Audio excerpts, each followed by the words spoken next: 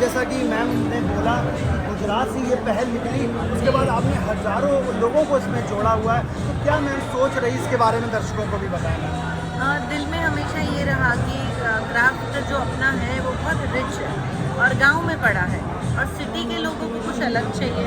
गांव के लोगों को पता नहीं है कि सिटी के लोगों की लाइफ कैसी है, तो हमने सोचा कि आर्टिसन अगर खुद गांव से निकल के सिटी में आता है और यहाँ कस्टमर के साथ बात करता है, उनके साथ वो देखता है, उनकी डिमांड समझता है, तो उस हिसाब से वो अपनी डिज़ाइन बदल सकता है। और कारीगरों को हैंड टू हैंड कई B2B ऐसे ऑर्डर्स भी उनको मिलते हैं जो सालों तक उनको चलते रहते हैं।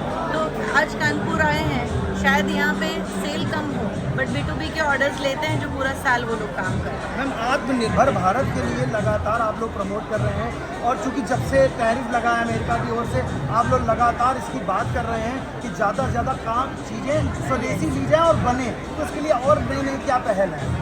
हम लोग चाहते हैं कि यहाँ पे अपने जो लोग हैं वो लोगों तक अपनी स्वदेशी चीज़ें पहुँचे, क्योंकि कई बार ऐसा होता है कि कस्टमर आता है उसको पता ही नहीं है कि ये हाथ से कैसे बन सकता है। जब हमारा कारीगर उसका डेमो दिखाता है तब उनको पता चलता है कि ये हाथ से बनी हुई चीज़ें हैं। तो मैं इतना मानती हूँ कि जब तक कारीगर खुद निकल के बाहर नहीं आता है तब तक लोग समझ नहीं पाएंगे कि ये क्राफ्ट के पीछे कितनी मेहनत है। तो मैम एक चीज़ और, चूँकि खरीदारी की जहाँ बात की जाए तो लगातार लोग सोचते हैं कि ये क्राफ्ट से जुड़ी हुई चीज़ें लोग खरीदने में करते हैं, आने जाने में लोग यहाँ पर प्रदर्शनी लगी, तो उनसे क्या रिक्वेस्ट करना चाहेंगी कि अपने बच्चों को, जैसा कि मैम ने बोला कि अपने बच्चों को लेके आएँ, ले चाहे ना ले, पर उनको उनसे जोड़ें, तो क्या कहेंगे?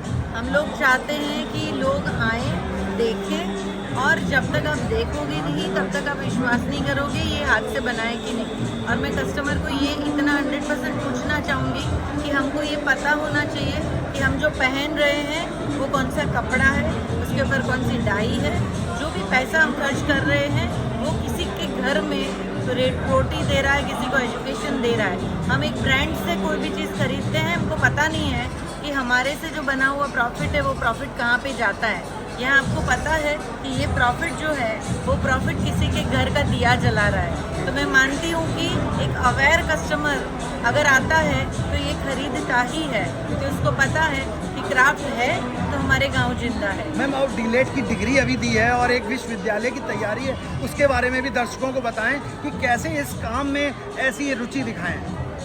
हम लोग क्राफ्ट यूनिवर्सिटी करने जा रहे हैं।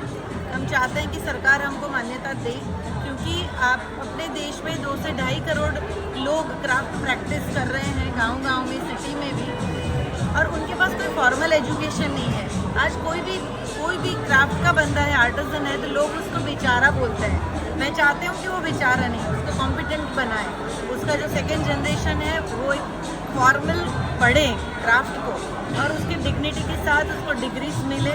और आज प्रैक्टिशनर जो है वही तो यूनिवर्सिटी में जाके पढ़ाते हैं। तो मैं चाहती हूँ कि फील्ड में हमारे जो कारीगर हैं ये डिलीट की डिग्रीज और हमारे एजुकेशन सिस्टम में आके, यूनिवर्सिटी में आके पढ़ के एक डिग्री लेंगे तो फॉर्मली प्रोफेसर भी बन सकते हैं। तो ये एक हमारी पहल है। और दूसरा, हमने क्राफ्ट इंक्यूबेशन सेंटर चालू किया है जिसमें हम जो कारीगर लोग हैं उनको हम पढ़ाना चाहते हैं एंटरप्रेन्योरशिप, क्योंकि उसको वैसे तो बिजनेस आता है बट उसको फॉर्मल बिजनेस नहीं आता। तो हम चाहते थे कि उसके जो नेक्स्ट जनरेशन हैं वो लोग क्राफ्ट एंटरप्रेन्योरशिप पढ़े और एक एंटरप्रेन्योर बने। मैम इतनी जल्दी यहाँ पर, चूँकि लाजपत भवन में ये कार्यक्रम होना कन्वेंशन सेंटर में हो रहा है, और इतने सारे लोग जो कहाँ से आए उसके बारे में भी बता दीजिए। हमारे जो यहाँ पे जितने भी कारीगर हैं वो अलग अलग क्षेत्रों से आए हैं, करीबन 22 से 23 स्टेट से, और यहाँ पे 100 से ज़्यादा क्राफ्ट को लेके वो लोग आए हैं। और बहुत दूर दूर से आए, कश्मीर से भी हैं, उड़ीसा से भी हैं, नॉर्थ ईस्ट से भी हैं, और अलग अलग क्षेत्रों से लेके आए हैं। और काफ़ी सारी वुमेन एंटरप्रेन्योर भी हैं। आज हमने ऐसी ही एक वुमेन एंटरप्रेन्योर जो कश्मीर में बहुत अंदर बारामूला डिस्ट्रिक्ट में काम करती है, मुस्लिम लेडी, जो लेडी आज घर से निकलने में भी उसको तकलीफ होती है, वो आज 100 बहनों को वो कश्मीर के गाँव में कढ़ाई का काम देती है। आज हमने उसको डिलीट की डिग्री दिलवाई, उसकी आंखों में आंसू थे, बिल्कुल, और वो इतनी खुश थी कि आज किसी ने हमको सराहा। तो आज कानपुर में सबसे पहली पहल हुई है कि हमने फर्स्ट हमारे आर्टिसन को डिलीट की डिग्री दी है, और कानपुर की सिटी के लिए मैं ग्रेटिट्यूड व्यक्त करती हूँ। तो अनार बहन दीदी ने यही बोला कि इतने कम समय में इतना अच्छा कार्य हुआ और कई लोगों को ये रोजगार देता है ऐसा कार्य। ऐसे कार्यक्रमों को देखने के लिए बने रहिए अनराज भारत के साथ। मैं अक्षांश चतुर्वेदी, कानपुर।